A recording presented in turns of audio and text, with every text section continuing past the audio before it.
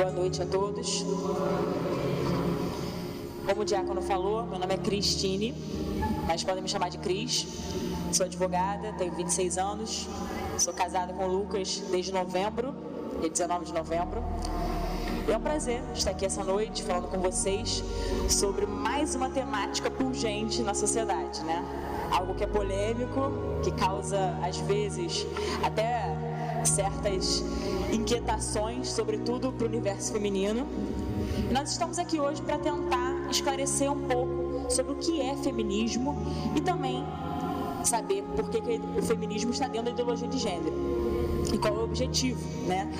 A gente vai conceituar o feminismo, a gente vai falar das ondas do feminismo e a gente quer, o objetivo, eu diria, né, da nossa exposição de hoje é, ao final, a gente perceber que nós não precisamos ser feministas para lutar e buscar, né, a defesa à mulher. Muito pelo contrário, a gente vai perceber, eu estou fazendo na linguagem popular dos jovens, né, um spoiler, mas eu estou fazendo questão de frisar isso agora, para que no final a gente retome isso, mostrar que assim, primeira coisa, nós temos a valorização da mulher, nós temos que nos valorizar, mas não é o feminismo que faz isso com a mulher, muito pelo contrário, a gente vai ver que o feminismo ele busca algo que na realidade nós, inclusive como cristãs, porque eu sei que aqui são todos católicos, me corrija se eu estiver errado, tem algum não católico aqui? Não há nenhum problema se não tiver, tá ok? Estou perguntando só para realmente curiosidade. Tem algum não católico aqui?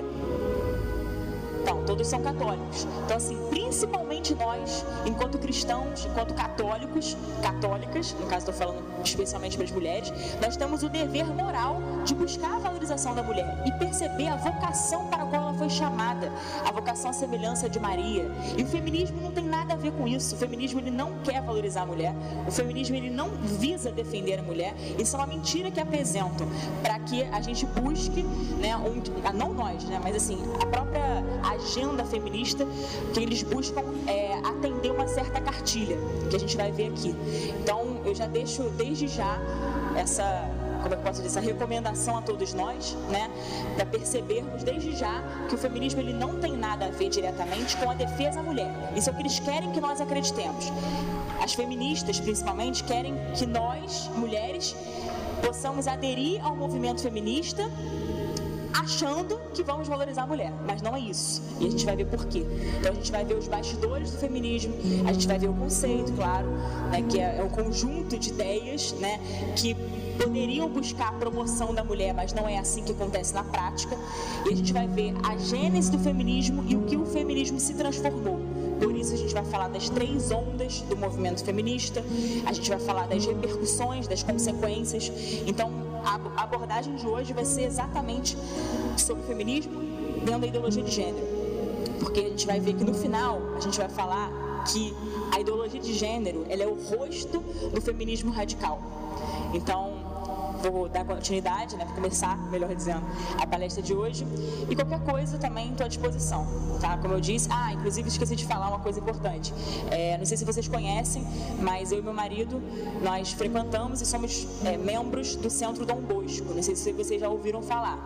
Eu achei importante fazer essa breve exposição, porque o Centro Dom Bosco ele tem crescido, graças a Deus, né? Visa o estudo, a vida intelectual e, acima de tudo, a vida espiritual. Então, quem tiver interesse também em conhecer o Centro Dom Bosco, a gente se coloca à disposição para falar um pouquinho mais ao final da palestra sobre o Centro Dom Bosco, tá ok? É isso, queridos.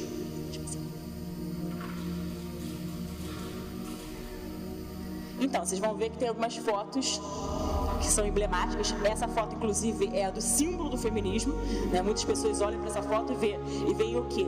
O empoderamento da mulher, porque o jargão mais utilizado, né, pelo feminismo é exatamente o empoderamento. Mas o que é empoderamento feminino? A gente vai falar disso daqui a pouco. Vamos começar então falando das 3 ondas do movimento feminista, adentrando também o panorama histórico. Bom, em primeiro lugar, a gênese do movimento feminista está lá no final do século XIX e no início do século XX. Então, assim, nos idos, né, de 1890, 1900, 1910, havia uma luta né, realmente das mulheres em busca dos seus direitos civis, porque não é novidade para ninguém que a mulher, por exemplo, não tinha direito ao voto. Então, legitimamente, havia uma motivação das mulheres em lutar pelos seus direitos civis, em buscar o direito ao voto, o direito a ter voz também na sociedade, porque até então era praticamente restrito ao homem. O homem tinha uma preponderância na sociedade. Era o homem, de fato, que realmente, por exemplo, poderia contratar, a questão do contratual. Eu, como advogado, também vou fazer algumas ponderações nesse ponto, até para a gente ver a importância, né? Então, assim, o direito, a questão do contrato, tudo isso era restrito ao homem. Então, a mulher, ela tinha direito à propriedade, essas coisas? Não, até então não. Então, na primeira onda do movimento feminista, que a gente considera a gênese desse movimento feminista, havia então o interesse exclusivo, né, pelo direitos civis, que eram legítimos. Então, assim, pensemos, tá, é ruim que a mulher busque o direito ao voto? Não. Sufrágio universal? Não. É ruim que a mulher, ela busque o seu direito à propriedade, direito contratual? Não é ruim. Não é nada ruim. É ruim que a mulher, por exemplo, lute para que ela não seja, vou usar um termo que é muito mal compreendido, oprimida, né? No sentido assim, não há lei que previna o estupro, então, que possa de alguma forma defender a mulher em caso de estupro. Até então não tinha. Então, nesse ponto, foi algo bom. Foi uma promoção no início, né? Que visou sim uma valorização da mulher. Isso na gênese do feminismo, lá atrás. Então, a princípio, era algo legítimo, algo positivo.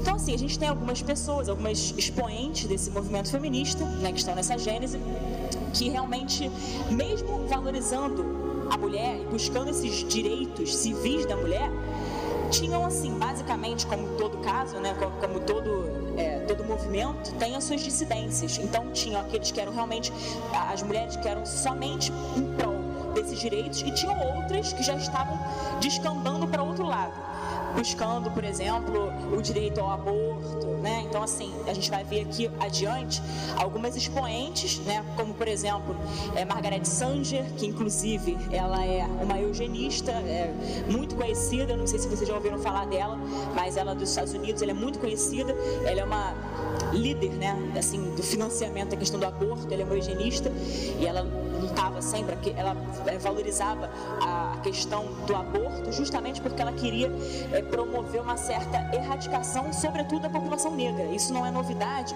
porque isso a gente pode pesquisar. Por exemplo, quando a gente vê a Planet Parenthood, que é o nome da revista que ela capitaneava, né? Que inclusive ela é até fundadora, que a gente vai ver daqui a pouco, a gente vai perceber qual era o objetivo dela. Então, assim, tinha essas pessoas, essas mulheres, que mesmo dentro do movimento feminista, na primeira geração, na primeira onda do movimento feminista, eram a favor do aborto, mas eram poucas. Então, assim, inicialmente, parecia que era algo bom para a mulher. O problema foi o que o feminismo se transformou. E aí veio a segunda onda. A segunda onda, basicamente, né, já superada a primeira parte, a mulher conquistou, ela conseguiu seu sufrágio universal. Aqui no Brasil, por exemplo, na Constituição de 1934, com a Era Vargas, né, a Constituição de 1934, ela já garantiu o direito ao voto da mulher. Então isso foi bom para todos nós. Então, assim, veio nessa gênese do feminismo. Agora, a segunda fase, né, a segunda onda ou segunda geração, como queiram chamar, do movimento feminista, já entra a cartilha marxista. Vocês já tiveram aqui a exposição do comunismo, naturalmente vocês já ouviram falar bastante sobre o marxismo e marxismo cultural. Então, quando essas agendas começam a interferir de alguma forma no movimento, não tem como dar coisa boa. Até porque, pela própria proposta do marxismo, já não tem a menor possibilidade de ser algo bom, né? Então, a segunda onda do movimento feminista entrou o quê? Entraram o direito ao aborto, né? A luta pelo direito ao aborto, a legalização do aborto. O direito ao aborto é péssimo esse termo, né? Mas, assim, a legalização, a luta, né, pela legalização do aborto, a questão do sexo livre, que a mulher, ela é livre para fazer sexo com quem ela quisesse, ela não precisaria estar presa ao seu marido, que era o seu opressor. Então, havia esse olhar, né? As mulheres, elas passaram a olhar para o seu marido como se fossem seus inimigos. e não como se fossem seu complemento. Aqui eu até faço um paralelo, né? Eu sou catequista do Santo Agostinho, e lá na catequese, nas aulas de catequese, a gente sempre fala, por exemplo, de Adão e Eva, a gente fala da natureza humana, a gente fala de tudo, né? Questão normal. E, sobretudo, o casamento. Então, assim, foi a primeira instituição que foi querida e criada por Deus, foi o casamento. Não é à toa que no paraíso Deus deu a Adão a Eva, que seria o quê? Sua auxiliadora, que seria idônea. Auxiliar não é aquela auxiliar de escritório, como se fosse menosprezada. Não, a mulher não foi criada como auxiliar do homem para isso, para ser diminuída, menosprezada. Não, muito pelo contrário. Se a gente estuda, por exemplo, a etimologia da palavra auxiliadora, ezer, né, do grego, e do hebraico. Ezer do hebraico, né, a gente vê na etimologia da palavra, na própria Sagrada Escritura, a gente vai perceber, estou falando isso só porque somos todos católicos. Se fosse em outro ambiente que não paroquial, eu teria falado tão somente tecnicamente sobre o feminismo, que eu estou me permitindo fazer esse parênteses só para a gente perceber realmente que é uma contrariedade, né, do feminismo com o cristianismo e com o que Deus quer para as mulheres. Então, voltando. Então, assim, na etimologia da palavra ezer do hebraico, né, auxílio. O que é auxílio? Auxílio, essa palavra auxílio foi atribuída ao próprio Deus 16 vezes no Antigo Testamento. Então, assim, ao mesmo tempo que Deus deu a Adão uma auxiliadora que lhe correspondesse, uma auxiliadora idônea, a mulher, ela é como se fosse assim, vou fazer uma analogia. O Espírito Santo não é um consolador, a mulher também é uma conciliadora, uma consoladora. O Espírito Santo não é aquele que é o nosso auxílio, nosso socorro bem presente, como diz o Salmo 46, nós também somos para o marido. Então, olha só a importância da mulher, ela não é subjugada. Há uma incompreensão, sobretudo, no termo submissão. As pessoas, elas, principalmente o movimento feminista, usam o termo submissão como se fosse algo aquém, abaixo, inferior. Nós mulheres não somos inferiores. Não é à toa que o nosso próprio Deus nos deu essa categoria, ou melhor dizendo, né? Nos mostrou que nós somos auxiliares do nosso marido, como o Espírito Santo é o nosso auxílio, por exemplo. Então, olha só o que é a mulher. Então, olha só como a dignidade da mulher deve ser elevada. E olha o que eles estão querendo fazer. Então, olha o que o próprio movimento quer fazer para desconstruir a natureza da mulher. E a gente vai ver também daqui a pouco o porquê. Então, eu estou fazendo essa breve exposição aqui inicialmente para a gente, desde já, repisar, reforçar na nossa cabeça que nós temos uma dignidade que foi querida por Deus. Nós temos que buscar as virtudes de Maria, claro, sempre. E assim, o movimento feminista, ele quer acabar com isso. Então, por exemplo, voltando à segunda onda do movimento feminista, quando a mulher diz que ela deve se libertar dos grilhões da escravidão do seu marido, isso já é uma declaração contra a própria natureza que Deus fez. Por quê? Porque o marido não é para ser opressor. Marx, lá atrás, eu vou ter que fazer algumas citações, né, até para poder a gente compreender. Marx, lá atrás, no livro A Origem da Família e da Propriedade Privada do Estado, ele disse que a origem das opressões sociais seria o casamento, porque o homem, ou melhor, a mulher, é a primeira propriedade privada do homem. Então, para você destruir a propriedade privada, que o marxismo quer destruir, a gente tem que destruir o casamento. É basicamente isso. Esse é o objetivo. Isso Marx dizia. Na verdade, esse livro, A Origem da Família e a Propriedade Privada do Estado, foi um livro que quem começou, né? Foi Marx, Engels, ele era muito próximo de Engels, claro, eles eram amigos, e foi póstumamente publicado, ou seja, a publicação desse livro foi logo depois da morte de Marx. Então, mas quem começou foi ele, então é atribuída a autoria a ele e Engels.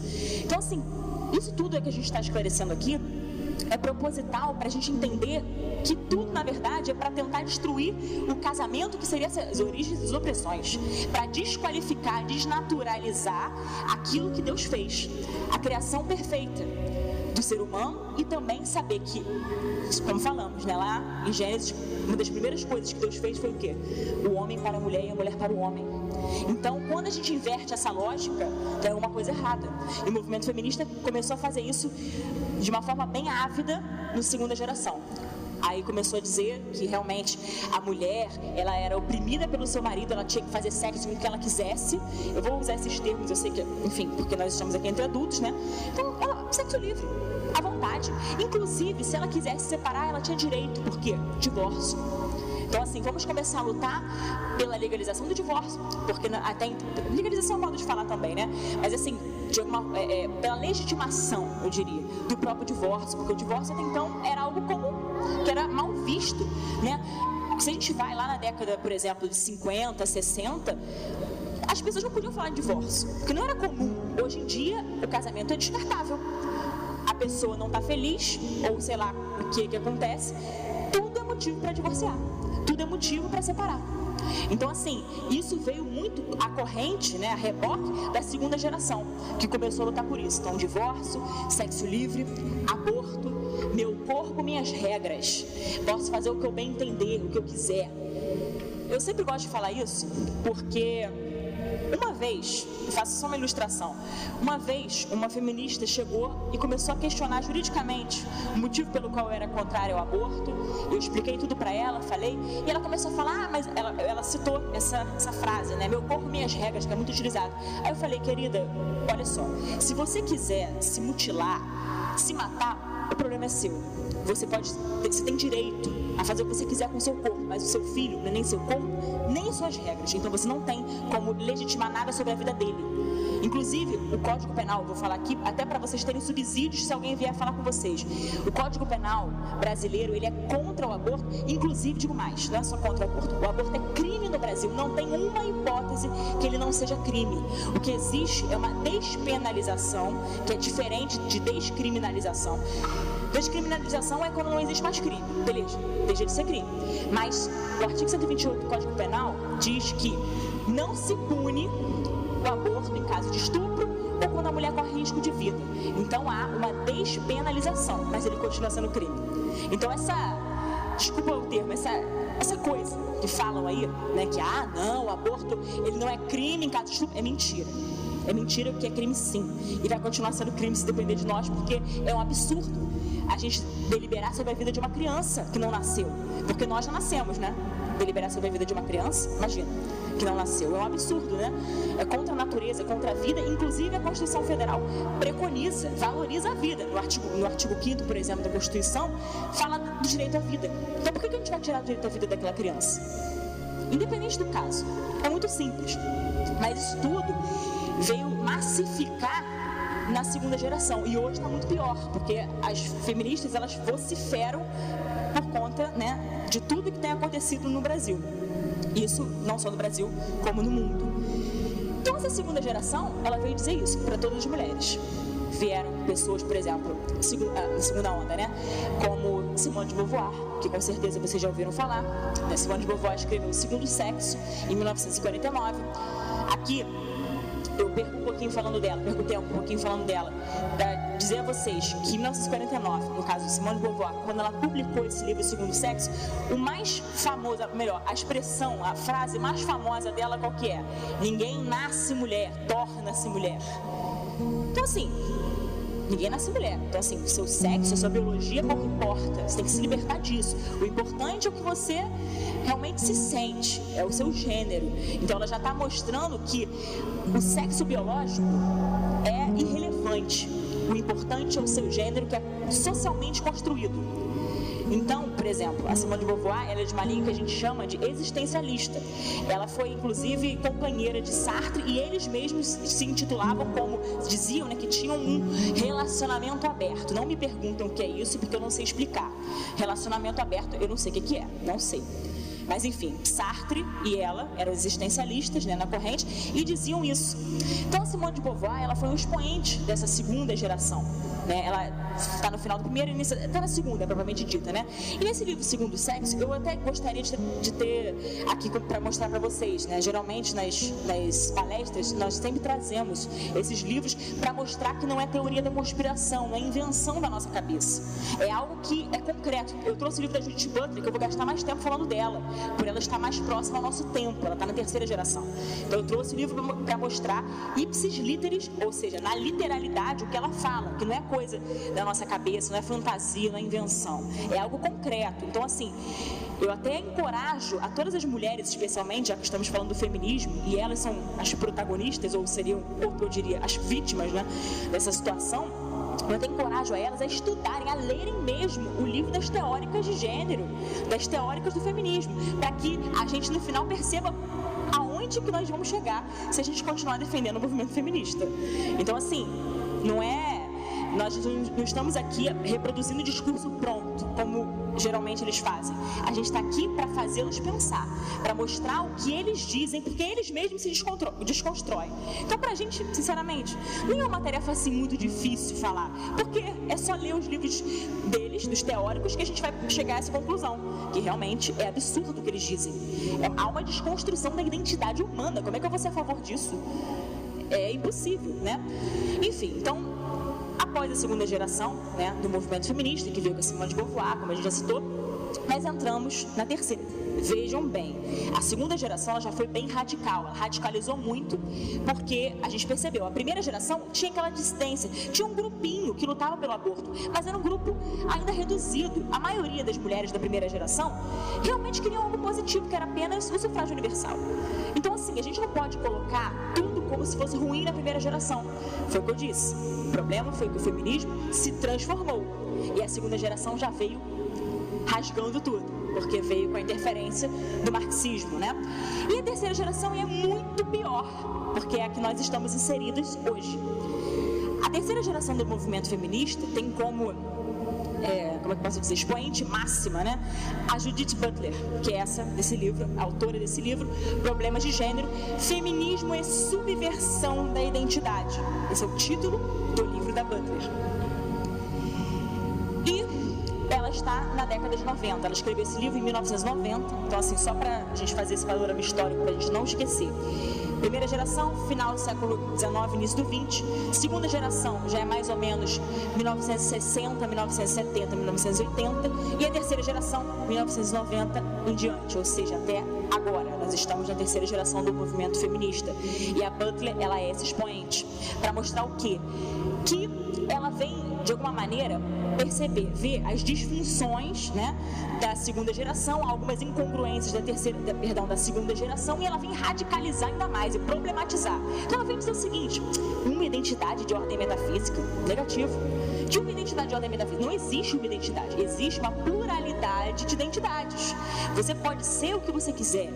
Então vejam bem como é que foi sendo construído o movimento feminista. Agora, eu faço aqui uma pequena crítica ao próprio termo, geração ou onda. Por quê? Ao meu ver, quando a gente fala, por exemplo, geração, uma vai puxando a outra, uma vai de alguma forma contribuindo para a outra, tem uma continuidade. Só que é estranho, porque a primeira geração e a segunda até tem uma continuidade. Só que a terceira geração do movimento feminista, ela veio não só radicalizar, problematizar, como eu havia dito, mas ela veio também causar uma certa descontinuidade, algumas rupturas. E, claro, né, uma radicalização ainda maior. Então, assim, aponta disfunções e parece, né, que a terceira geração do movimento feminista, inclusive com a Butler, ela vem criticar os próprios pilares fundacionais do movimento feminista. Então a gente vai ver o seguinte: que bagunça é essa? As próprias feministas parece que brigam entre si. Tanto que, assim, se a gente conversar com alguma feminista, é bem possível que alguma delas, ou algumas delas, percebam e queiram, né, fazer críticas a Butler. Então, assim, tem algumas que usam Butler como bandeira, né? Olha, Butler, terceira geração, me representa. Outras já não. E são feministas também. Então, assim, há uma disfunção, parece que é uma desconexão, melhor dizendo, entre a terceira e a segunda geração. E isso faz parte. Por quê? Porque Butler não esconde isso no livro dela. Eu já li o livro 3 vezes, esse aqui, fora os outros que eu já li. Mas esse livro, das 3 vezes que eu li, eu sempre me escandalizei com algo que ela diz, porque ela é professora de retórica. Eu vou falar dela mais tarde um pouquinho, quando a gente for avançando, eu vou gastar mais tempo falando dela. Mas eu só vou deixar claro o que ela diz no livro dela. Ela deixa claro que ela está ali para problematizar e para, de alguma forma, criar confusão. Ela é produtora de confusão. Ela não quer dar respostas claras e imediatas. Ela não quer responder perguntas. Ela quer problematizar, desconstruir. Esse é o objetivo dela, que é uma produção de confusão. E isso é a terceira geração do movimento feminista. Então ali, de forma escalonada, a gente falou do panorama histórico, Então, eu botei de forma escalonada reivindicação, revolução, desvalorização, porque é exatamente o que está na primeira, na segunda e na terceira geração, respectivamente. Primeira geração era reivindicatória, direitos políticos, direitos civis. A segunda, revolução, porque já entrou o movimento marxista, que era revolucionário por sua vez. E aí, o que acontece? Deixa de ser uma mera reivindicação e passa a ser algo revolucionário na prática, com as ondas, com as cartilhas, né, as agendas marxistas. Então, assim, há um descompasso, né? E não só pelos direitos civis, mas também políticos, sociais, assim por diante. E o terceiro seria a desvalorização. Por quê? Porque a própria Butler, ela não, como eu disse, ela não está preocupada em responder. Ela quer desconstruir e desvalorizar. Então, assim, há uma desvalorização da própria mulher, porque não existe mulher. O que é mulher? Não existe mulher. Desculpa a expressão, mas a caraminhola de que não existe mulher, quem colocou foi Simone de Beauvoir lá atrás, no Segundo Sexo. E depois a gente vai ver outras feministas que falaram disso. Mas Butler vem dizer, não existe mesmo mulher. Mulher, ela usa entre aspas. Ela usa o termo mulher entre aspas, ela não usa mulher, o termo como nós usamos. Para ela, a gente pode ser o que nós quisermos, a expressão do nosso corpo, enfim, o que a gente quiser fazer, o que a gente quiser ser, a gente pode ser. Enfim, a gente vai entrar agora nos expoentes do movimento feminista. Eu coloquei essa frase ali do Nietzsche, parece que não tem nada a ver, né? Assim, no sentido de expoente do feminismo.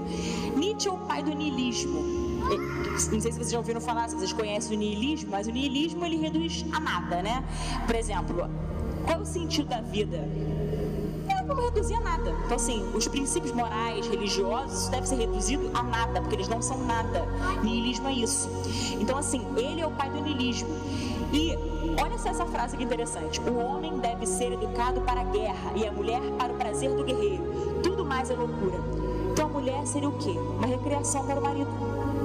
Então isso, essa mentalidade, Nietzsche está capitaneando isso, mas essa mentalidade é bem antiga, que a mulher, ela é uma recreação, ela é uma diversão para o marido, é um jogo de sedução, mas na realidade o homem é que deve se ocupar das tarefas, realmente, dos afazeres, por exemplo, ter um destaque político, né, ter um destaque econômico, aliás, buscar, né, a questão da economia. Então o homem que tinha esse munus, mas a mulher não. A mulher parece que ela era relegada. Então isso é algo histórico, né, que vai sendo trazido à tona. E Nietzsche vem com essa frase. Então, assim, a gente tem que pegar essa frase, e essa frase de alguma forma serve muito ao feminismo. Por que serve muito ao feminismo? Porque, de alguma maneira, as mulheres estão se transformando em diversão para o homem sem elas perceberem. Porque a partir do momento que a mulher fala sexo livre, posso fazer sexo com quem eu quiser, ela vai se objetificar. Ela vai, desculpa a franqueza e também a forma que eu vou falar agora. Mas eu não vou ter papas na língua não, porque eu acho que estamos entre adultos, precisamos falar sobre isso. A mulher, ela vai fazer sexo com um, com dois, com três, sem compromisso. Não é verdade? Mas o que ela está fazendo senão a desvalorização e servindo de diversão para o homem? Ela não falava tanto da opressão. Nossa, meu marido me oprime. Meu marido é o meu opressor. Ela não falava tanto disso? Pois é, só que ela está fazendo o que Nietzsche já falava lá atrás. Então é contraditório, não é? É um contrassenso, não é? Pois é o que estão fazendo. Pode passar. Por isso que eu trouxe Nietzsche aqui. Eu não sei se eu vou conseguir ler porque eu estou sem óculos, mas eu citei ela lá atrás, lembra? Da primeira geração do movimento feminista. Margaret Sanger, até eu vou subir aqui só para poder tentar ler, eu sem óculos. Nossa, aqui. Planet Parenthood. Primeira organização, a maior organização abortista dos Estados Unidos. Pioneira é ela, né? Depois eu posso até passar para vocês, eu não vou ler até por conta do tempo, porque realmente eu não estou conseguindo ler com essa letrinha pequena, eu deveria ter feito uma letra maior, mas eu só fiz questão de mostrar a figura dela, quem é essa pessoa, e dizer também que ela é a maior eugenista. Então olha só o que está lá em cima: eugenia, aborto e planejamento familiar, amigos para sempre. Como quem diz, quem vai decidir quem vai nascer ou quem vai morrer sou eu. Eugenia é isso, a gente determina, a gente faz o papel de Deus. Quem é o dono da vida a gente sabe, é Deus. Deus é o dono da vida, Ele é o autor da vida. Agora, a partir do momento que uma pessoa vai deliberar, determinar quem vai nascer, quem vai morrer, eugenia instaurada. O que isso, desculpa falar isso, mas o que isso aqui se difere do nazismo, por exemplo? O nazismo não era eugenista? Pois é, mesma coisa. Então assim, Margaret seja uma mulher feminista, abortista e líder, né, da maior organização abortista dos Estados Unidos. Depois eu passo para vocês os slides, se vocês quiserem, aí vocês leiam com calma, mas é só para mostrar, né, o que ela entendia de aborto e por que ela valorizava e que realmente defendia de forma tão intensa o aborto, porque ela queria reduzir a reprodução das negras, porque em 1970 havia, por exemplo, inclusive, digo mais, ela era, por exemplo, adepta a Ku Klux Klan, KKK, vocês já ouviram falar, né? Então assim, isso tudo é necessário a gente falar. Ela queria criar essa eugenia para minimizar, para diminuir a população negra, entendeu? Assim, vamos decidir, ó, todas as negras que estiverem grávidas não vão ter filhos aqui. Eugenia, né? Ela era uma, entre aspas, assim, como eu disse, né? Ela, assim, desse grupo, né, do primeira geração do movimento, ela era uma das poucas que realmente defendiam ainda o aborto, porque não havia uma liderança massiva, né, de mulheres que defendiam tanto o aborto da primeira geração. Isso é muito mais da segunda do que da primeira. Ela era um caso à parte, né? Kate Miller, alguém já ouviu falar? Kate Miller? Ninguém ouviu falar, né? Morreu quarta-feira. Kate Miller, grande feminista, uma pessoa que a gente vai ler alguns trechos, né, do livro dela. Eu fiz questão de trazê-los, como eu não pude trazer fisicamente o livro, eu achei por bem colocar aqui para a gente ler e vocês verem com, assim, os olhos de vocês mesmos o que ela diz. Kate Miller era uma feminista que muito defendia a própria desconstrução da mulher, como a gente vai ver aqui. Pode passar, por favor. Segunda geração, tá? Do movimento feminista, 1970, Kate Miller, política sexual. Vou ler para vocês. Subi por causa do sem óculos. Para que uma revolução sexual prosseguisse adiante, teria sido necessária uma transformação social verdadeiramente radical, a alteração do matrimônio e da família, como foram conhecidos através de toda a história. Então ela está falando aqui de alteração do matrimônio. A gente vai ver o que isso vai se tornar daqui a pouco. Aqui ela está colocando só uma fagulha. Daqui a pouco vai acontecer um incêndio. O problema não é tanto que a ordem social requer a subordinação da mulher, mas que ela requer uma estrutura familiar que envolve a subordinação da mulher. Ademais, o patriarcado é necessário para o sistema familiar. Aqui ela só está apresentando qual é o problema. O problema é o patriarcado. O problema é essa sociedade machista, opressora, patriarcal, que a gente tem que acabar, tem que destruir para que a mulher possa se libertar. Desculpa, mas é falácia, né? A gente sabe que é falácia porque eu não acho que meu marido esteja me oprimindo. Nunca, de forma nenhuma, né? Mas ok, isso aqui a nossa querida Kate Miller diz. Eu fiz questão de falar que ela, porque isso foi na mídia, né? Foi propagado. Ela morreu agora na quarta-feira. E, inclusive, o slogan, né? Pelo menos do que eu vi, foi eu esqueci agora. Acho que foi num jornal que apareceu, que até colocou assim: autora da Bíblia para a libertação da mulher. Morre Kate Miller, autora da Bíblia, entre aspas, para a libertação da mulher. Então, tamanho, a gente percebe o esforço que ela fez para o movimento feminista na segunda geração. O que ela visava? Essa revolução sexual. Era importante para o movimento feminista que a mulher fizesse uma revolução sexual mesmo, para se libertar desse sistema opressor patriarcal, né? Pode passar, por favor. Ninguém entendia que, embora devessem ser empreendidos todos os esforços para promover uma revolução sexual, o verdadeiro teste consistiria em mudar as atitudes. Conforme Trotsky comentou friamente, não se pode abolir a família, é necessário substituí-la. Toda semelhança não é mera coincidência. O que está acontecendo hoje? Hoje, a gente percebe, é necessário, aliás, é possível a gente abolir, acabar com a família? Direto, assim, chegar assim, vou matar todo mundo. Não é assim que funciona. Então ela pensou, não, a gente não tem como acabar com a família, abolir de uma forma imediata. Não, se a gente for substituindo a família, facilita pra gente chegar no nosso objetivo central, que é a destruição da família. O objetivo é esse. Nosso princípio norteador é esse. Vamos destruir a família, que é a origem das opressões. Lá em Marx, ela cita Trotsky aqui também. Enfim, que também está dessa linha do movimento do comunismo e tal. Pois é, mas se a gente substituir as formas, as relações sociais e sexuais, contribui. Se a gente começa a perceber, vamos defender todos os tipos de gênero, facilita para substituir a família. Então isso é uma premissa que Kate Miller está levantando aqui. E, como eu falei, toda semelhança não é mera coincidência. Isso está acontecendo hoje. Então, ela escreveu isso em 1970, mas muito tem a ver com o que acontece em 2017. Né, e só tende a piorar, infelizmente, né? A gente está sodomizando o Brasil, infelizmente. Sodoma e Gomorra, né? Está praticamente voltando à promiscuidade. É triste isso. Assim, uma vez eu estava pensando, falei, Senhor, por que, né? Por exemplo, Sodoma e Gomorra foram destruídas pela ira de Deus. O Rio de Janeiro, será que deveria ter sido destruído também? Brasil, enfim, com toda a promiscuidade que existe. Pois é, mas ainda existe uma igreja militante, né? Ainda existe uma igreja orante, militante, pessoas que realmente estão em busca da verdade, que militam pela verdade, e é por isso que estamos aqui. Então, assim, ainda existem justos, com a graça de Deus, né? Pode passar, por favor. Outra feminista da segunda geração, Sulamit Firestone, ela consegue, né, ser ainda mais escandalizante, eu diria, né, no que ela defende, do que a própria Kate Miller. Sulamit Firestone, a cara dela já diz muita coisa, assim, ela era jovem, né, ela tinha, não sei exatamente, acho que ela tinha uns 20 e poucos anos. A Kate Miller também, quando começou a escrever, ela era bem nova.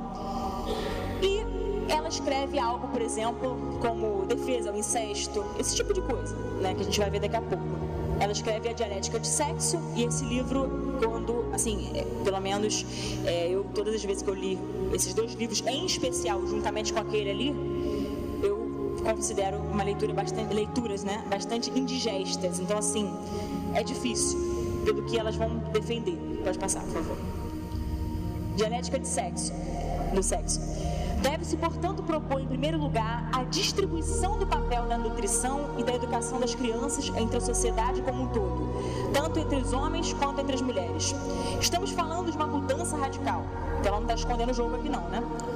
Libertar as mulheres de sua biologia significa ameaçar a unidade social que está organizada em torno da sua reprodução biológica e da sujeição das mulheres ao seu destino biológico, a família. Aqui ainda não é a cereja do bolo. Aqui ainda só é a massa, mas não é a cereja do bolo. Ainda tem fermento, ainda tem outros subsídios aí. Aqui ela está dizendo o quê? Nós precisamos fazer o quê para fazer dar certo e chegar a consumar o objetivo final, que é a destruição da família? Como lá dito pela Kate Miller, como a gente leu, a substituição das relações sociais e sexuais até chegar à destruição da família. Aqui ela está dizendo que nós precisamos nos libertar, vamos dizer, de uma ditadura do biologismo. Então, assim, por que, de novo, perdão pela expressão, por que o fato de eu ter vagina significa que eu sou mulher? Por que o fato dele ter pênis significa que ele é homem? Não vamos nos ater a isso, a essa biologia que oprime e reprime. Vamos nos libertar disso, vamos nos libertar dessa ditadura do biologismo para ser o que a gente quiser, para definir o gênero socialmente. A gente tem que ser o que nós desejamos e não o que diz a sua biologia. Parece até que alguém me oprimiu a ser heterossexual, por exemplo. Eu aqui hoje falando para vocês, parece que alguém me obrigou a ser heterossexual. É mais ou menos isso que eu sinto quando eu leio o livro dela, por exemplo. Sabe? Então, assim, no fundo, eles falam tanto que assim, meu Deus, tem que haver, ela fala de mudança radical e tudo mais, mas existe então uma ditadura, que tudo bem, não é só da biologia, mas eles também querem fazer uma ditadura com a nossa cabeça, né? Mudar a nossa forma de pensar, de agir na sociedade. E aqui são só subsídios que eles estão fornecendo, então é importante a gente perceber. Pode passar, por favor. E observação. No final ele diz a família, né? Então, assim, a família, por que ela citou a família ali, né? Falando da questão do biologismo, essa ditadura do biologismo, ela contribui, inclusive quando a gente tem uma família, isso aí só repercute para continuar havendo uma reprodução dessa lógica, né? Simples, porque, é claro, se um casal procria, está servindo ao quê? É o homem com a mulher está procriando a espécie. Então está fazendo valer a biologia, o sexo biológico. Então, se você deturpa isso, então você está desconfigurando a família. Entenderam? É mais ou menos isso. Se a criança escolhesse a relação sexual com os adultos, ainda no caso de que escolhesse a sua própria mãe genética, não existiriam razões a priori para que esta rechaçasse as suas insinuações sexuais, visto que o tabu do incesto teria perdido essa função. Vocês leram bem o que está aqui? Vocês perceberam que isso não é uma reprodução nossa, meramente por uma teoria da conspiração? Também não estou sendo irônica, não é ironia isso, é fato. Aqui ela está defendendo o incesto. Ela está dizendo o seguinte: vamos deixar as pessoas serem livres. As pessoas têm o direito de ser livres, de fazerem o que elas quiserem, não é? Então, por que o filho não pode se relacionar com a mãe? Aí é que eu não trouxe o livro, né, do Segundo Sexo da Simone de Beauvoir. Mas tem uma página do livro, que é 260 e pouco, que ela mostra, que ela diz claramente que o filho, em relação à mãe, a partir do momento que a amamentação, a mulher quando amamenta o filho, ali a mulher ela está estimulando, das palavras dela, tá?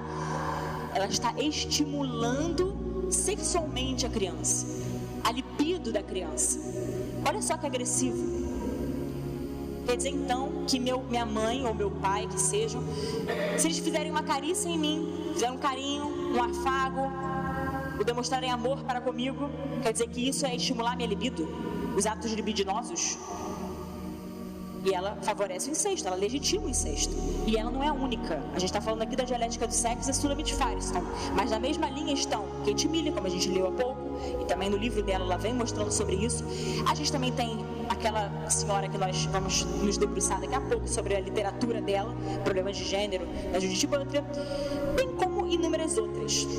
Então assim, não é teoria da conspiração, isso eu garanto. É real, é fato, e isso é o que a gente está caminhando.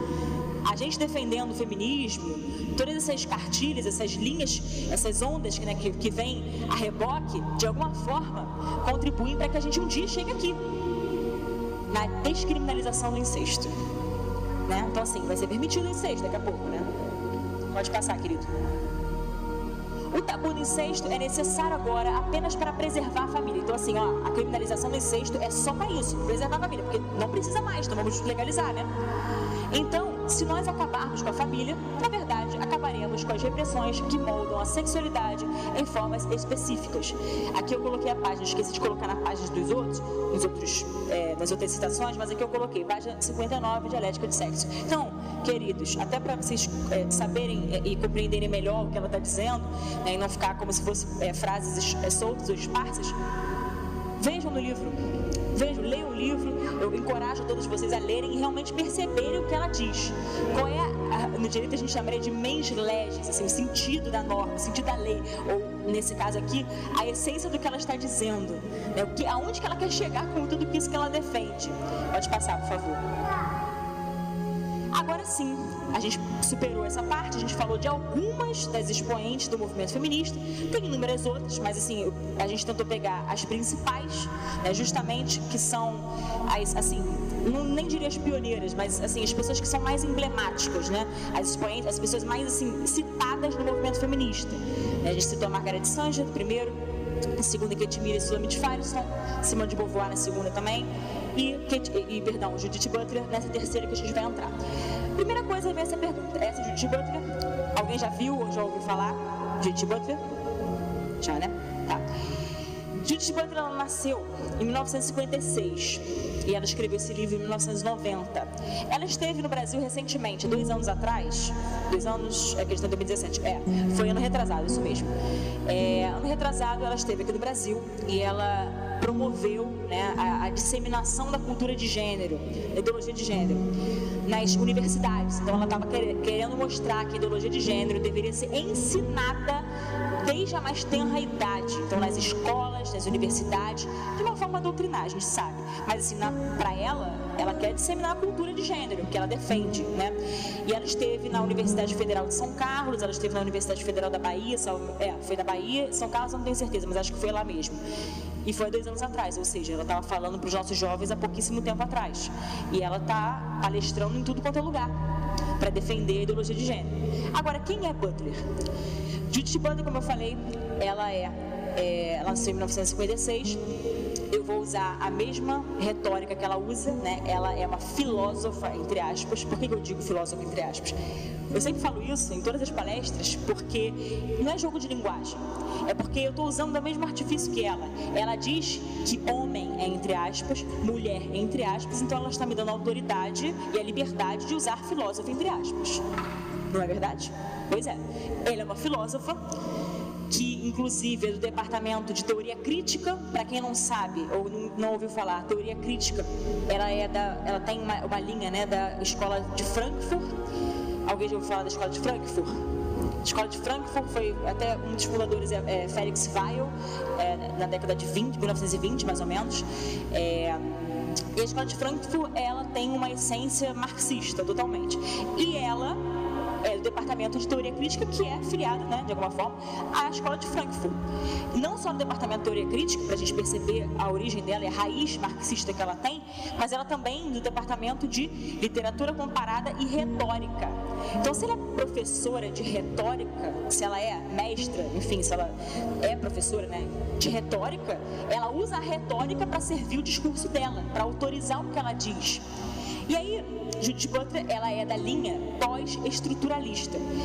Assim, esses conceitos, na verdade, eu não vou ficar esgotando muito esses conceitos, até, por exemplo, quem é da área da psicologia, né, da área de humanas, talvez já tenha ouvido falar muito mais. Eu sei que é um termo chato, às vezes ficar aqui se debruçando sobre isso é meio irrelevante. O pós-estruturalismo não é tão irrelevante assim no momento, porque a gente vai entender como ela pensa justamente por onde que ela é filiada, qual é essa linha dela. E o pós-estruturalismo, ele diz o seguinte, ele quer desmontar o binário, né? Assim, por exemplo, significante e significado. Vamos pegar, eu sempre cito esse exemplo porque é mais fácil de compreender. Se a gente pega a palavra, sei lá, igreja. Igreja é o significante. Agora, qual é o significado da palavra igreja? Se alguém pudesse me dizer aqui. Templo, enfim, templo. É o templo de Deus, algo que é sagrado, né? Pois é, então tem um significado. Então todo significante tem um significado. Só que a Butler, nesse movimento, nesse pós-estruturalismo, que inclusive também nós temos outra pessoa que é um expoente, né, dentro do pós-estruturalismo, que é o Jacques Derrida, eles defendem o quê? Que deve haver um desmonte, um esvaziamento semântico em detrimento de uma polissemia. O que seria isso? Essa polissemia? Multissignificados. Então, um significante poderia ter bilhões de significados. A gente não precisaria ter um significante para um significado. Vamos acabar com isso. Vamos desmontar, desconfigurar a própria linguagem, subverter a linguagem que favorece o nosso discurso político. É mais ou menos essa a ideia do pós-estruturalismo, né? Então, assim, esvaziamento da semântica e desmonte, né, do binário significante e significado. E isso vai ter tudo a ver com o desmonte também que ela quer fazer sobre sexo e gênero. Que antes muitos usavam gênero como sinônimo de sexo, só que não é sinônimo de sexo. Antigamente, por polidez, por erudição, sei lá, as pessoas poderiam falar: vamos supor, estávamos pregando aqui na igreja, e aí ao invés de, sei lá, de alguém falar, não sei o que é do sexo, a pessoa falava gênero, porque era mais polido, para uma espécie de construto elegante, talvez. Isso não é um tempo atrás. Só que, depois que a própria questão de gênero foi vindo à tona, é claro que esses termos, esses conceitos foram sendo modificados. Então, assim, sexo não é igual a gênero, como eles estavam trazendo. Tanto é que eles dizem que sexo é mais ou menos a biologia e gênero é a construção social, o construto social, o resultado desse construto social. Mais ou menos isso. Então, vamos esvaziar, vamos tirar esse binário, sexo e gênero e pronto, de pós-estruturalismo. Desmantelamento e esvaziamento semântico. É isso. Pois bem, então Judith Butler é essa pessoa que escreveu esse livro em 1990, Problemas de Gênero. A gente acabou de ler Feminismo e Subversão da Identidade. Então ela dizia que não existia uma identidade de ordem metafísica, mas que existiria uma multi-identidade, ou seja, pluris identidades. Quantas identidades as pessoas quisessem. Quantos indivíduos têm, significa que quantas identidades valeria a pena para quantos indivíduos tiverem. Mais ou menos isso. Então, quantas identidades as pessoas quiserem ter, elas podem ter. Basicamente isso. Esse era o conceito, esse era o objetivo. Erudição balofra é um termo estranho, eu sei. Mas a gente usa para definir estrategicamente Butler. A erudição Baloffa seria o seguinte: ela, como eu disse, ela é do departamento de retórica, né, dos Estados Unidos, mais precisamente da Califórnia. E ela usa no livro dela diversos autores de renome, diversas personalidades, diversas pessoas de renome. Ela usa, por exemplo, Foucault, o livro A História da Sexualidade, que a gente vai falar daqui a pouco também, Foucault, Sartre, Simone de Beauvoir, Lacan, Jacques Derrida também, do pós-estruturalismo. Então ela usa uma miríade de nomes, né, ou melhor dizendo, de pessoas de renome para autorizar o discurso dela. Então assim, ela não necessariamente precisa concordar com tudo que, sei lá, Freud dizia, mas ela pegava, de forma dissimulada, né, eu diria, ela pega alguns conceitos de Freud, coloca no livro dela para autorizar o seu próprio discurso. Mais ou menos isso que ela faz de forma retórica. Então, mais ou menos isso que ela faz para mostrar essa erudição Baloffa, que significa dizer que o argumento, né, o argumento de autoridade dela seria autorizado por essas diversas pessoas, personalidades que ela usava, só naquilo que convinha a ela. Então, assim, ela não tem preocupação com a verdade, ela não tem preocupação em dizer pontualmente, melhor dizendo, o que Lacan defende, o que Freud defende. Não, ela pega aquilo que convém e usa no discurso dela. E essa retórica de Butler, como a gente falou, ela demonstra sempre, no livro dela, ela não esconde o jogo nesse ponto, que se trata de um discurso de poder. É um discurso político. Ela usa e se vale do discurso político. Se é um discurso político, é por sua vez ideológico. Então, o próprio termo ideologia de gênero não é à toa. É porque realmente, a gente sabe que ideologia de gênero é uma mentira, mas eles mesmos não escondem que eles são ideólogos. Então, assim, isso está nos livros de Butler. Isso está nos livros dos teóricos de gênero. Esse discurso político, esse discurso ideológico, porque é um instrumento de poder para fazer com que as pessoas acreditem naquilo que ela está dizendo, muito embora ela não tenha, de novo, compromisso com a verdade. Nós temos, ela não. Nem ela, nem nenhum dos teóricos de gênero. Pode passar, querido, por favor. Aqui, por que o termo ideologia de gênero? Nós falamos que, claro, né, a gente está falando do feminismo, propriamente dito, e ela é uma expoente do movimento feminista. Mas, como eu falei no início, a ideologia de gênero é o rosto do feminismo radical. Então, não é contraditório. Pelo contrário, o feminismo está dentro desse balaio que chama ideologia de gênero. Ideologia de gênero, ela é uma cortina de fumaça. E eu faço questão de dizer isso porque a ideologia de gênero, as pessoas, elas sempre compram um produto pela aparência. Ai, achei bonito, vou comprar. Lindo isso aqui. Mas ninguém lê a bula. Ninguém lê a bula para saber realmente o que significa, se é bom mesmo, se não é, quais são os benefícios e malefícios. Pois é, mais ou menos o que fizeram com a ideologia de gênero, estão tentando nos convencer disso também. Por quê? Querem que a gente compre a ideologia de gênero e defenda a ideologia de gênero pelo quê? É uma luta contra o preconceito. A gente tem que ser a favor, é uma luta contra o preconceito. Não é. Muito pelo contrário, não tem nada a ver com a outra. Uma coisa não tem nada a ver com a outra. E digo mais, nem os homossexuais teriam direito de serem homossexuais pela ideologia de gênero. Por quê? Porque homossexual, mulher, criança, todos são instrumentalizados pela ideologia de gênero. Todos, inclusive eu, vocês, cada um de nós. Porque eles estão servindo alguém maior, que eu não vou nem falar aqui porque seria objeto de outra palestra, mas enfim, já estou colocando um pouco de fagulha. Mas assim, é para que vocês também queiram, realmente se interessem pelo assunto, estudem mais aprofundadamente, de forma mais aprofundada, estudem mesmo, que é importante, de saber quem financia, quem está por trás, a ONU, os organismos internacionais que financiam, que estão atrás disso. Então assim, toda essa defesa da ideologia de gênero serve a alguém maior, né? Alguém que está ali nos bastidores, está por trás, não aparece nitidamente, mas ele sabe o que financia. Então faz sentido promover a ideologia de gênero, faz sentido promover o feminismo e fazer com que a gente acredite que a ideologia de gênero é uma luta contra o preconceito, mas não é. Muito pelo contrário, quer destruir a essência do ser humano, a natureza humana querida e criada por Deus. Simples. Agora, em relação ao porquê o termo ideologia de gênero, eu havia dito, porque simplesmente eles mesmos, os próprios teóricos de gênero, não escondem seu discurso de poder, não escondem seu discurso político. E digo mais, eu vou citar uma pessoa aqui, depois até vocês procuram saber, porque eu não procurem saber não, perdão, vocês procurem, se quiserem ler o livro e tudo mais, acho que, salvo engano, o livro é Definir o Feminismo, esse é o nome, que foi escrito em 1991, e é a Karen Offer. Não sei se vocês já ouviram falar também, essa é menos conhecida, mas ela diz com todas as letras que o feminismo é uma ideologia. Então, assim, eles dizem que isso é uma ideologia.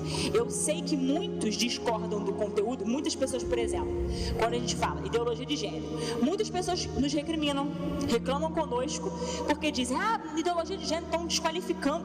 Não, não é isso. Eles mesmos percebem que isso é discurso ideológico. Então, por isso que nós atribuímos esse termo ideologia de gênero. Para eles é mais cômodo falar identidade de gênero, que soa melhor.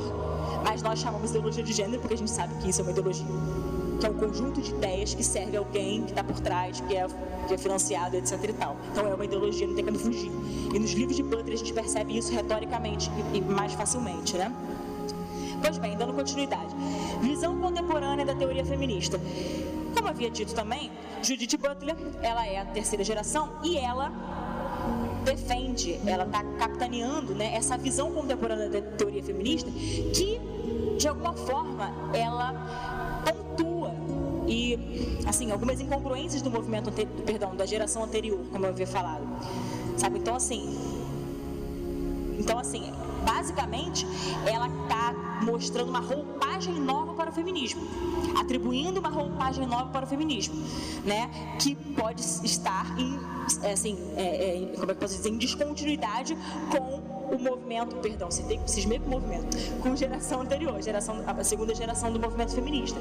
Então, assim, ela vem sim fazer críticas contundentes a esses pilares fundacionais do movimento feminista. Ela faz isso. Por isso que é uma visão contemporânea da teoria feminista. E ela fala de uma economia sexual masculinista. Ela vem trazer uma forma mais radical para o movimento, imprimir, né, essa categoria mais radical ao movimento feminista. Dualidade de sexo e gênero tem a ver com o que falávamos sobre o pós-estruturalismo. É aquilo, sexo e gênero não são a mesma coisa, já sabíamos disso, né? E, nesse caso, a dualidade seria que sexo é uma coisa e gênero é outra. E as pessoas confundem os termos e os conceitos, né? Mas ela quer fazer o quê? Ela quer dizer, a Butler, né, ela é tão radical que ela diz assim, sexo para muitos é a biologia. Gênero seria o quê? Seria a própria construção social, como falávamos. Mas para ela vai além. Ela diz que o sexo também é discursivo. É difícil esclarecer isso, é difícil explicar isso, porque, assim, mil perdões, mas parece uma esquizofrenia. Como assim o sexo é discursivo? Ela diz isso ipsis literis no livro dela. Eu esqueci de anotar a página, mas eu li exatamente essa frase. Sexo é discursivo. O sexo é como se fosse também uma construção social. Então ela radicaliza, ela coloca um caráter ainda mais forte para esse movimento, né? Então, assim, essa dualidade de sexo e gênero fica mais gritante, né? Teoria queer e o esvaziamento dos valores. Teoria queer, muitos têm falado sobre ela, mas muitos têm compreendido sobre ela. Teoria queer é basicamente isso aqui, menino, menina, queer é uma mistura, tudo, qualquer coisa. O que significa queer? Do inglês, anômalo, esquisito. E por que então teoria queer, teoria esquisita, anômala? De propósito, né? Por quê? Vamos lá. Vamos tentar explicar e decifrar a teoria queer de uma forma didática, porque não é simples. Tá, gênero é algo socialmente construído, né? Vou dar um exemplo que geralmente eu uso à guisa de assim, explicação mesmo, para facilitar a compreensão. Se a gente pega, eu sempre cito esse porque eu acho que é o melhor. Palmeirense é chamado de quê? Do futebol. Qual é o mascote? Porco. Palmeirense é porco. Mascote porco, certo? Pois é. Há umas décadas atrás, se alguém chegasse e falasse porco pro palmeirense, ele poderia ficar ofendido. Ele ia se sentir mal. Como assim chama de porco? No ato da criação do termo porco, pro mascote do Palmeiras, poderia ser algo ofensivo. Realmente, a pessoa poderia estar ali com o seu decoro, né? Assim, se sentir injuriado, né? Porque injúria é isso, injuriar alguém é ofender a honra e o decoro, é mais ou menos isso. Então a pessoa poderia se sentir ofendida. Só que com o passar do tempo, esse termo foi se naturalizando, até que hoje, se você chama o palmeirense de porco, o que é para ele? Um orgulho institucional. Eu sou porco mesmo. Palmeiras, meu marido é flamenguista, né? Urubu, eu sou vascaína. Não vou entrar nessa discussão aqui, mas enfim, eu sou vascaína. Bacalhau, né? Então, urubu, bacalhau, porco, então isso é um orgulho institucional. Mas isso só foi viável com o passar do tempo, porque foi se naturalizando o próprio conceito e o que significa, né? Propriamente dito. Isso também ocorre com a questão de gênero. No início, ou seja, lá atrás, a gente poderia se escandalizar. Hoje ainda é um pouco estranho a gente saber que tem mais de 50 gêneros, segundo a estatística. Mais de 50 gêneros, é isso mesmo, a estatística diz isso, não sou eu que estou dizendo. Como assim mais de 50 gêneros? Transgênero, cisgênero, intergênero, enfim, tem uma penca de gêneros que existem que eu particularmente não conheço, enfim, assim, não conheço todos, a nomenclatura de todos, mas eu sei que existem, né? Fato. Então, é aquilo, né? Quando a gente ouve a primeira vez transgênero, meu Deus, que nome é esse? Que estranho. Pode soar realmente esquisito, anômalo pra gente. Só que com o passar do tempo, a ideia é que isso vai se naturalizando. Vamos parar com esse mobilismo na sociedade, engessar um certo conceito. Não, vamos deixar livre. Livre. Então a teoria queer faz isso. A teoria queer quer que depois tudo se torne normal e natural. Tudo vai se tornar simples na sociedade, inclusive a questão de gênero. Só que, de novo, lembrando que existem múltiplas identidades, né? Agora, o esvaziamento dos valores também é porque o próprio valor hoje parece que é algo socialmente construído, né? Antes, nós tínhamos valores muito certos na sociedade. Nós tínhamos pilares postulados, muito enraizados na nossa família, moral cristã, na nossa sociedade. Era algo que parecia que era irrefutável, irretocável. Só que hoje, moral cristã vai defender... Hoje em dia a gente fala assim, direito à vida. Quantos católicos são a favor do aborto? Silêncio eloquente. Pois é, infelizmente, a gente sabe que existe. Inclusive, tem um movimento que não é católico, mas se diz católico, católicas pelo direito de decidir. Isso aí é uma heresia, isso aí não é um movimento católico. Pode ter nascido aqui, mas não é católico, fato que não é. Mas enfim, se auto-intitulam católicos, para manchar mais da igreja, né? Então assim, a gente está falando de pessoas que aparentemente, ou então pelo nome, são católicas e defendem o aborto. Estou falando de coisas simples, que defendem ideologia de gênero. Então os valores mesmo, que eram até então enraizados, eram algo assim, a sociedade civilizada tinha valores muito firmes. Hoje em dia, o que é valor? O que é ética, meu Deus do céu? Ética é o estudo epistemológico da moral, né? A filosofia diz isso. Deus do céu, hoje em dia valor é qualquer coisa, valor é o que eu que crio, eu criei, meu valor é esse aqui, o seu pode ser esse aí, então vamos relativizar. Ditadura do relativismo, é o que a gente vive hoje. Então, quando a gente relativiza os próprios conceitos e os próprios valores para que se tornem, né, socialmente construídos conforme cada um queira, ou então conveniência de cada um, então realmente a nossa sociedade vai muito mal, caminha muito mal, né? E a teoria queer vem a reboque de tudo isso, não a reboque, vem para poder ser, como é que eu posso dizer, arrebanhar tudo isso, para tentar naturalizar aquelas estruturas de poder como casamento. Tem que acabar isso, isso é opressor. Vamos acabar, vamos naturalizar aquilo, por exemplo, gênero, vamos naturalizar, daqui a pouco vai se transformar normal, as pessoas vão aceitar facilmente. Hoje ainda existe uma resistência, mas amanhã pode não existir mais. Então isso é teoria queer. Então só isso, né? Construção social.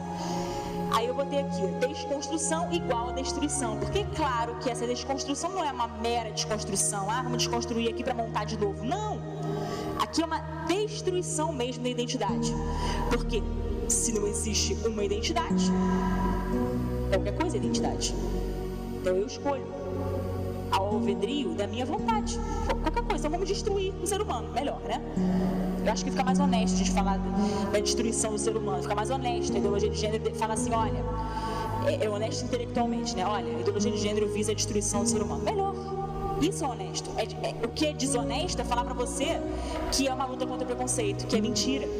Nós lutamos contra o preconceito, nós somos cristãos, lutamos e devemos respeitar o diferente. Nós temos obrigação moral, dever moral de respeitar toda forma de diferença. Simples, temos que ser assim. Claro, independente se é branco, se é negro, se é pardo, se é pobre, se é rico, se é homossexual, não interessa. Nós temos a obrigação de respeitar, de sermos como Jesus, como ele foi. Agora, o que a ideologia de gênero quer? Exigir o respeito ao diferente, criando a diferença. Não dá para entender. Não dá para entender. Vocês me desculpem o calor do momento, mas tem horas que realmente a gente fica como, né? Inflamado, porque realmente é muito estranho a gente começar a pensar nisso, né? O objetivo escalonado do livro é porque ele é feito de perguntas, né? Assim, são perguntas de cunho complexo, ontológico mesmo, da própria essência do ser. Por que você é mulher? O que te torna mulher? Lembra que é entre aspas, né? Porque ela não acredita que existe uma mulher. Então, o que torna uma mulher realmente mulher? O que te faz mulher? São perguntas que norteiam o livro, né? E assim, ela começa falando basicamente da diferenciação de sexo e gênero, desconstruindo o gênero. Aí depois ela vem falando do incesto, da legitimação, né? Ela defendendo o incesto, que eu ia ler, mas nem vou ler agora. Depois eu posso mostrar para vocês. Até anotei a página direitinho, ela citando Lacan. Enfim, falando da história da sexualidade do Foucault. Perdão, é do Foucault? É do Foucault. Ela falando da história da sexualidade, mostrando que assim, as estruturas proibitivas e jurídicas, né, que tentam imobilizar as relações sexuais, tem que acabar. Por isso que ela fala do incesto, né? Vamos deixar as pessoas serem livres, que é melhor, né? E aí, por fim, por isso que eu botei ordem escalonada, e aí, por fim, ela acaba desconstruindo o próprio corpo, o próprio seio materno, corpo materno, para de novo pegar lá atrás o que já avisava, né, já defendia Simone de Beauvoir e as outras feministas, que a maternidade, pasmem, isso elas dizem, a maternidade é um grilhão da escravidão, da mesma forma que o casamento. O filho não é bênção, é fardo, porque o filho, se você quiser viajar, você vai ter que ficar em casa cuidando do seu filho, é um fardo. Então assim, é um contrassenso, é uma doideira, não tem outra palavra para isso. Quer dizer então que filho agora não é bênção? Meu Deus do céu, alguém aqui, sério mesmo, me responda, alguém aqui acha que filho é maldição, é fardo, é peso? Filho é uma alegria, é a herança do amor conjugal. Eu estou numa igreja e vou falar disso. É a herança do amor conjugal, o amor que flui entre o marido e uma mulher, gera uma criança. Então assim, olhar para a criança é ver ali o fluxo do amor do pai e da mãe. Olha que beleza, olha que bênção, maravilha. E elas estão querendo fazer o quê? Destruir isso, para mostrar o seguinte: a mulher vai ser mãe quando ela quiser, ela que vai decidir, ela que vai escolher a hora que ela quer. Então assim, vamos fazer o papel de Deus, né? A gente pode sentar no trono ali da glória e fazer o papel de Deus, discernir, deixa eu ver aqui, agora eu quero, agora eu não quero. Aí entra a cultura do contraceptivo e outras coisas mais que também estão dentro do movimento feminista, né? Enfim, então essa é a ordem escalonada do livro. Heterossexualidade compulsória é bem o que a gente está dizendo, ou o que ela chama também de heteronormatividade. Que ela busca, né, tanto a Judith Butler como os diversos documentos buscam a desconstrução da heteronormatividade. O que é isso? É aquilo que eu falei lá atrás, dei um exemplo.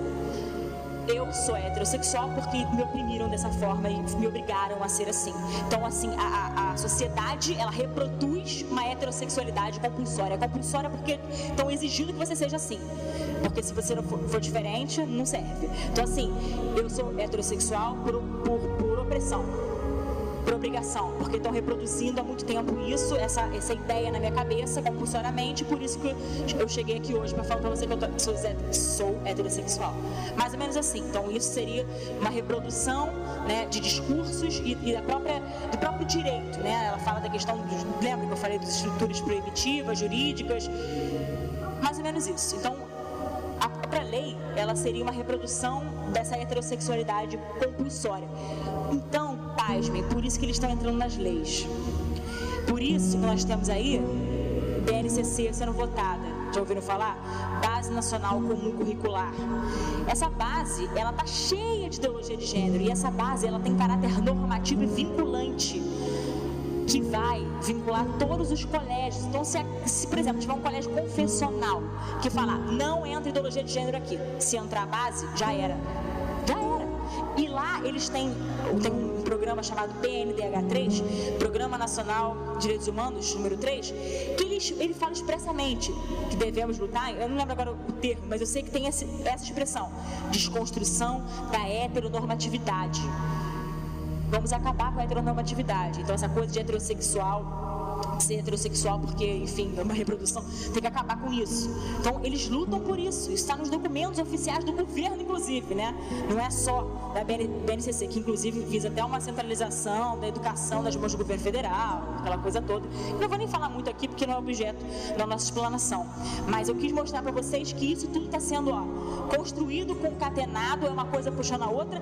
E aqui, aonde que vem as fontes? A gente está olhando as fontes primárias, ninguém está dizendo isso pra gente, não foi um terceiro que me disse, não, a gente está lendo, a gente está vendo as fontes primárias, então ninguém está inventando nada pra gente. Performatividade, eu vou entrar essas três juntas: performatividade, política de representação e ordem compulsória. Ordem compulsória, até por conta do tempo, né? Aí eu vou ter que dar uma acelerada, vocês me desculpem. Mas a ordem compulsória seria essa reprodução, como a gente falou, da heteronormatividade compulsória, né? A performatividade, para Butler, é o seguinte, é até a terceira parte do livro dela, que ela fala de atos subversivos e performáticos. Então, assim, vamos na prática. Quando a gente vai na orquestra, a gente vai num teatro, numa orquestra, qual é a lógica, qual é a regra, ou como é que funciona normalmente? Tem um performer, né, uma pessoa que está ali regendo a orquestra, e aí o performer está criando a performance. Concorda comigo? Tá. Para Judith Butler é trocado. A performance cria o performer. Então, a performance cria o sujeito. Então, assim, os atos performáticos subversivos é que vão criar a identidade do sujeito, que ele pode ser o que ele quiser. Então, assim, o sujeito e mulheres não pode ser presumido jamais, até porque essa política de representação, a mulher, ela é protagonista dos seus direitos, não é? Mas se não existe mulher, então peraí, então tem alguma coisa errada. Ela fala que não existe mulher. Ela tem outras, Berenice Bento, que é bem conhecida também, está na política hoje. Berenice Bento, inclusive ela foi, salvo engano, foi uma das pessoas que falou que os filhos não são propriedade dos pais, são do Estado. Ela falou isso. Então, assim, são pessoas que querem uma configuração nova dessa política de representação da mulher, mostrando que o sujeito, mulheres, não pode nunca ser presumido. Ele tem que ser construído, né? Conforme muitas mulheres, entre aspas, ou melhor, muitos gêneros quanto existirem, tantos gêneros quanto quiserem, para formular nessa política de representação. Então não pode ser uma mulher que fala assim, eu sou mulher, vou defender os direitos da mulher. Não, você pode não me representar, você pode ter um gênero e ser de outro. Então fica esvaziado, né, esse conceito de política de representação. Então é necessário criar uma nova, entre aspas, identidade, um novo sujeito de representação e de estrutura de poder. Basicamente isso. E a ordem compulsória seriam aquelas estruturas de poder que teriam que acabar, né? Para que não fosse apenas uma reprodução. Pode passar, querido, por favor. Acho que está acabando, hein? Simone de Beauvoir, a gente já falou, né? E a arbitrariedade. Só botei a foto dela também. E como eu falei, ela é uma filósofa e é francesa, né? Foi, enfim, teve um relacionamento aberto com Sartre, existencialista, e ela fala da arbitrariedade da natureza humana, mostrando que a natureza humana ela é arbitrária por sua vez, e que nós temos que nos libertar disso. Lembra da ditadura do biologismo? Pois é, Simone de Beauvoir fala isso. Agora, tem uma coisa que elas são antagônicas. Lembra aquela frase, ninguém nasce mulher, torna-se mulher, da Simone de Beauvoir? Judith Butler discorda dela. Sabe por quê? Porque se ninguém nasce mulher, torna-se mulher, você tem que se tornar alguma coisa. Antes de você se tornar, você tem que ser alguma coisa. E se você não for nada? Se você tiver o gênero que você quiser, então você vai se tornar o quê? Não, então ela discorda dessa frase. Ela acha que essa frase, inclusive ela usa até o termo, como é que é o termo que ela usa? Absurda. Ela usa o termo absurda. Essa frase é absurda. Ela usa algo semelhante a isso. Então, assim, vocês percebam que as próprias feministas, às vezes elas entram em choque, né? De realidade, em choque, né? Uma com a outra. Ela fala disso. Movimento feminista e direitos de mulheres. Aqui eu quero dizer a vocês que, de novo, eu sou mulher e sou antifeminista. Em que sentido?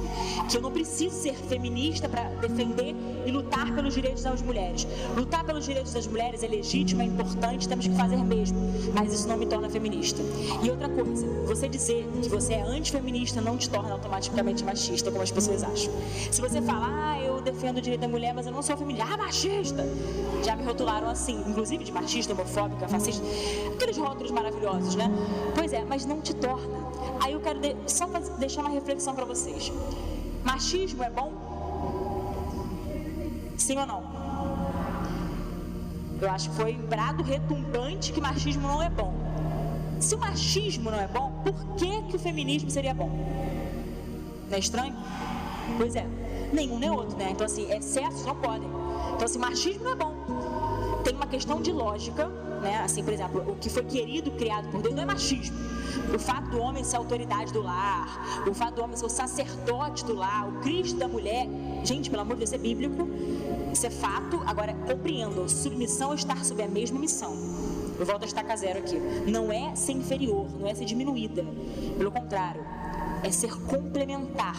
O que estão querendo fazer é colocar homem e mulher como adversários.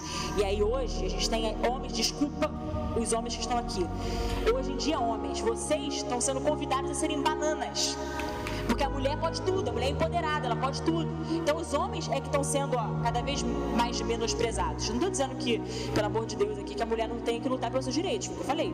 Agora, pelo amor de Deus, não vamos diminuir nem o homem nem a mulher. Cada um tem o seu papel social definido a desempenhar. A maternidade confere à mulher, mas é o homem que diz pelo XY, né? Enfim, quem vai determinar o sexo é o homem. Então olha só a importância dos dois no ato sexual e até presente na sociedade. O homem é pai, a mulher é mãe, e esse papel não se confunde. Então o que estão querendo fazer é deturpar, né? Colocar tudo numa confusão só, nessa produção de confusão como esses movimentos fazem.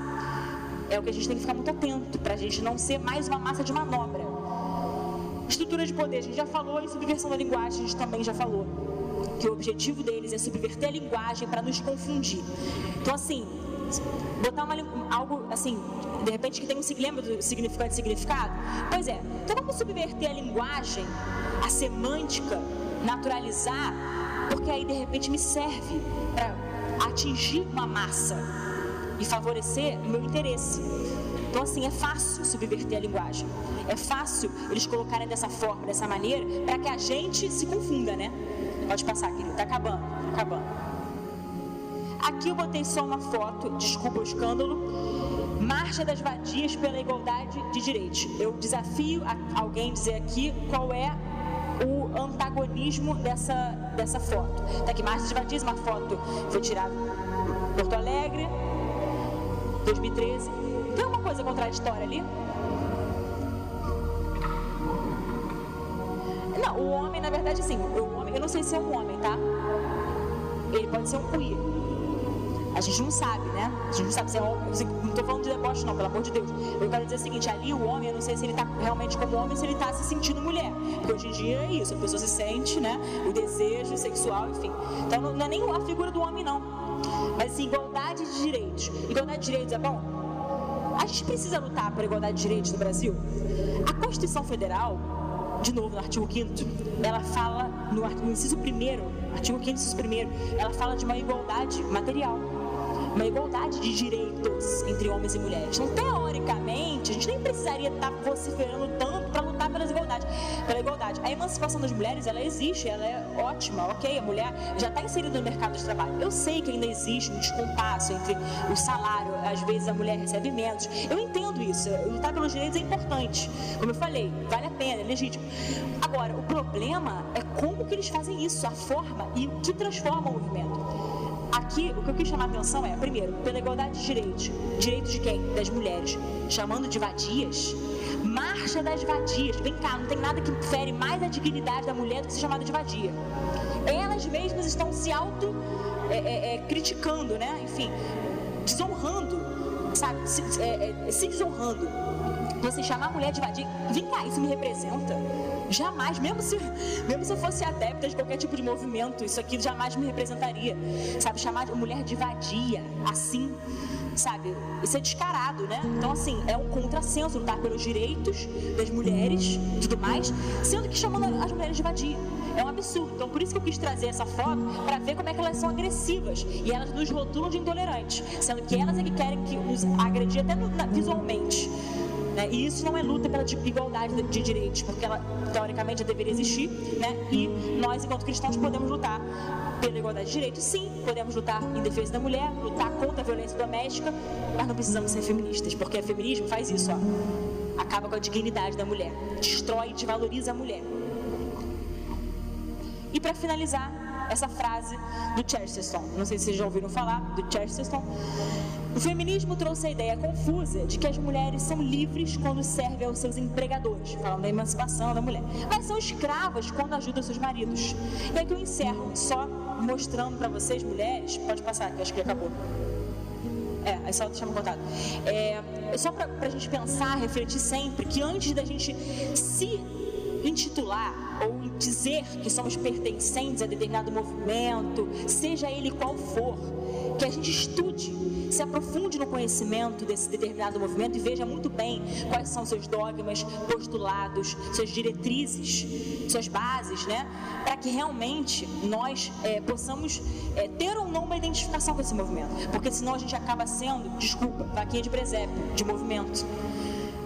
É aquilo, a gente acaba reproduzindo o discurso pronto, algo, sem ter um mínimo de conhecimento. E aí, em contraponto, as pessoas, quando vêm criticar, nos rotulam, porque o grito é mais forte, né? O grito é melhor e vence pelo grito, não pelo argumento. Então, assim, o que a gente quis apresentar aqui hoje foi argumentos, foram elementos para que vocês vejam o que é o feminismo na prática, o que ele se transformou, o que ele quer fazer com a mulher, quer acabar com essa natureza. Aquela natureza foi realmente pensada por Deus, querida por Deus, que é destruir o movimento feminista. Então, não tem como a gente ser a favor disso. Então, assim, que possamos então ser semelhantes à Nossa Senhora, que é o nosso maior exemplo de mãe. Eu estou dentro de uma igreja, eu vou falar isso. Nosso maior exemplo de mãe, de mulher, de fé, de fibra, de determinação, de tudo isso que nós precisamos, todas as virtudes marianas, todos os atributos de uma mulher. Nós temos que ver a semelhança de Maria, como diversas outras santas que temos ao longo da história, que nos provaram que é verdadeiramente o empoderamento da mulher. Não é esse empoderamento barato que estão vendo aí, não. O empoderamento que eu falo é ser uma mulher segundo o coração de Deus. Essa é a vocação da mulher. É isso. Então, muito obrigada, gente. Desculpa a hora. Antes de finalizar tudo, alguém quer fazer alguma pergunta?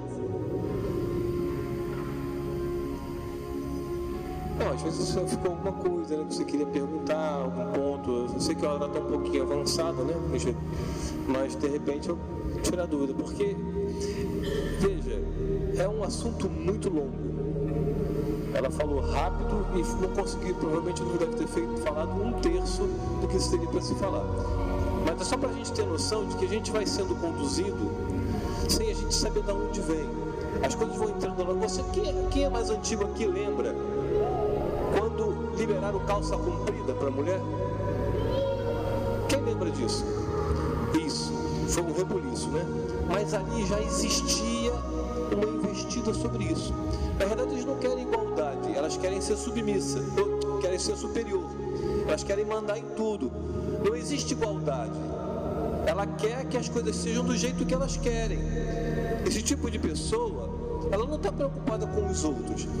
Eu não conheço nenhuma dessas mulheres pessoalmente, mas eu tenho certeza absoluta que todas elas tiveram problema com seus pais e suas mães. Não tenho dúvida disso. Então, normalmente as pessoas que têm um discurso desse jeito, né, são pessoas meio que revoltadas com tudo. A gente vai ver isso em homens também, que são pessoas que querem as coisas do jeito que eles querem, não se preocupam com os outros. E as consequências disso tudo, quantas pessoas vão ter que morrer, não importa. Lembra do menino do João Paulo falando sobre o comunismo?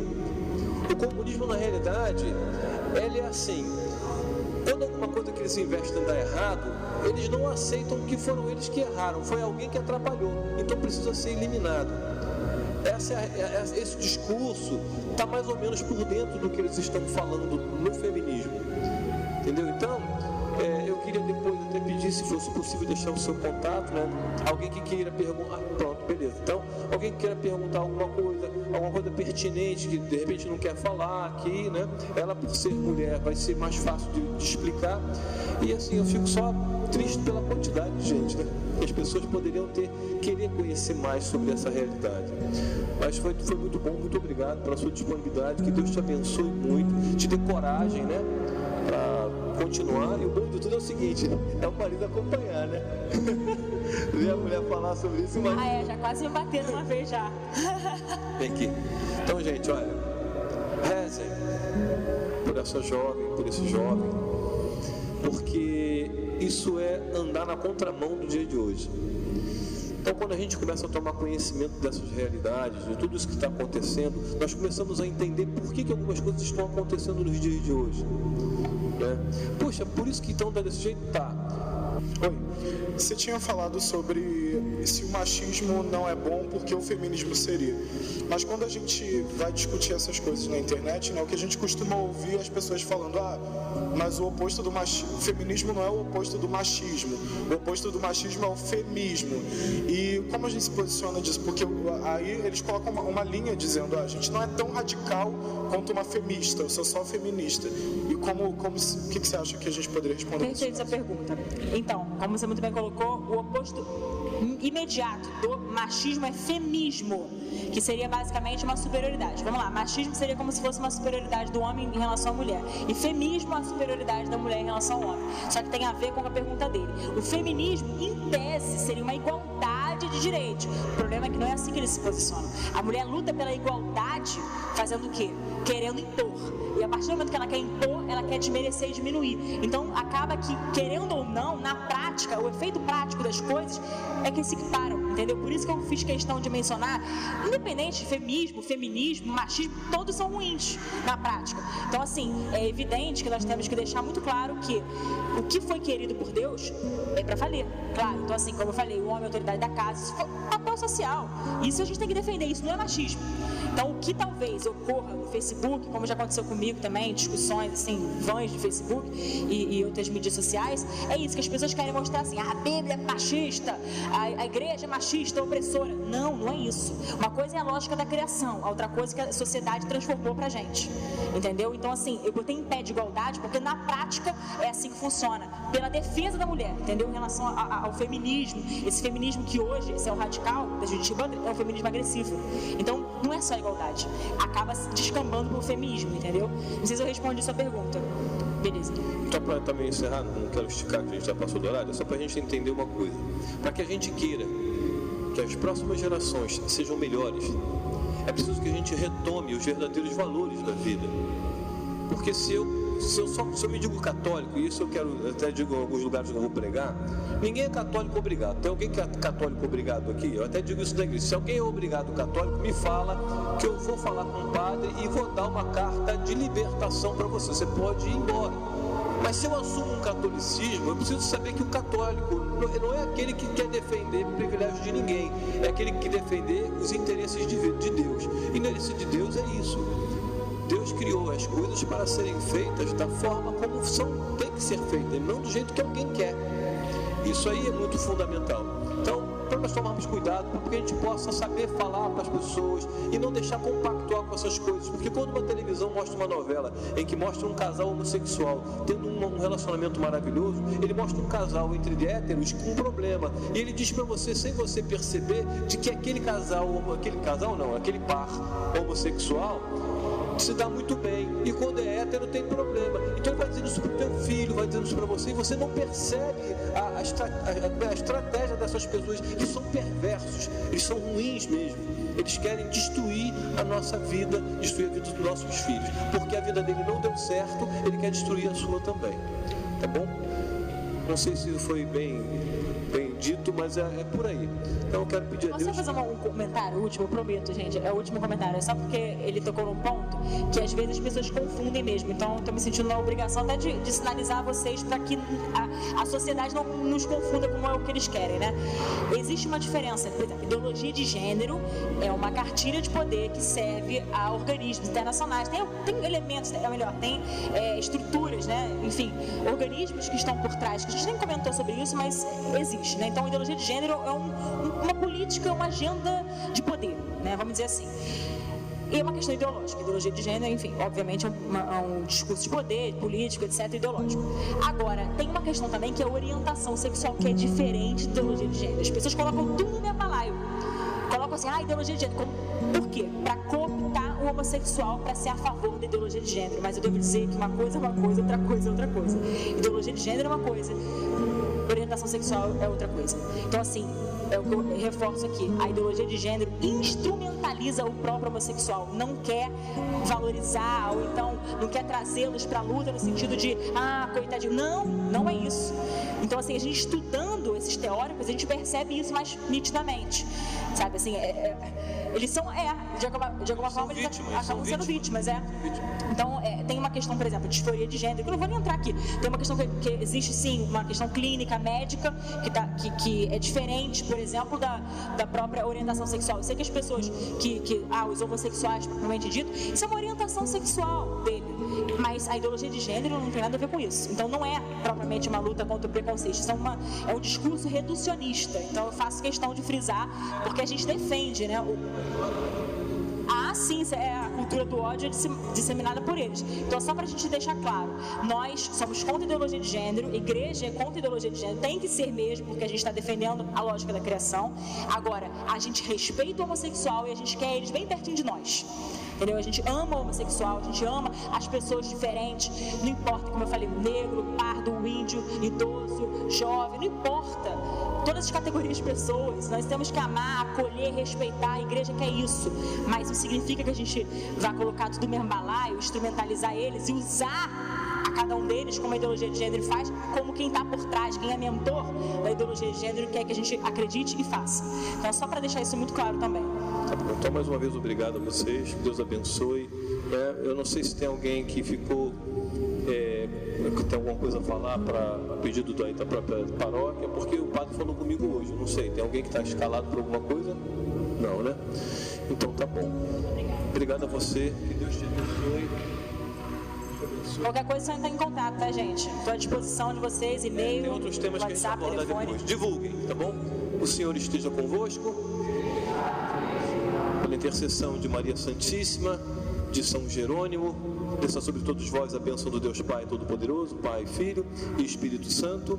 Amém. Que o Senhor nos acompanhe com segurança até em casa, nos proteja e nos dê coragem para ser católico de verdade. Amém?